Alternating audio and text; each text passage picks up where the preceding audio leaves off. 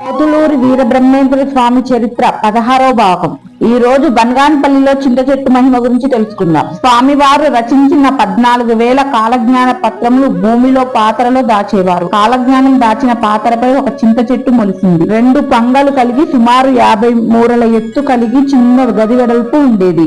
ఆ చెట్టుకు చుట్టూ వలయము ఉండేది. చెట్టుకు కాసిన చింతకాయలు ఎవరూ తినడానికి వీలు లేకుండా లోపట కాటుక పట్టి ఉండేది. ఏదైనా ఉత్సవం జరిగే ముందు పూసిన పూతంతా ఒక్క రాత్రికే రాలిపోయేది. కలరా తదితర వ్యాధులు సంభవించడానికి గుర్తుగా ఆ చెట్టు మధ్యలో రక్తం వలె కారెను. అది గట్టిగా కుంకుమ వలె ముద్దగా ఉండెను. ఆ చెట్టు ఇప్పటికి కూడా పొన్న చెట్టు కంటే కొంచెం ఎత్తులో ఉంటుంది. ఆ చెట్టుకి నాటికి నేటికి దీపధూప నైవేద్యాలు జరుగుతూనే ఉన్నాయి. అచ్చమ్మ గారు పోతులూరి వీరబ్రహ్మేంద్ర స్వామికి ఒక చిన్న మఠం కట్టించింది బనగానపల్లిలో. అచ్చమ్మకు పుట్టి గుడ్డువారైన ఒక కొడుకు ఉండేవాడు.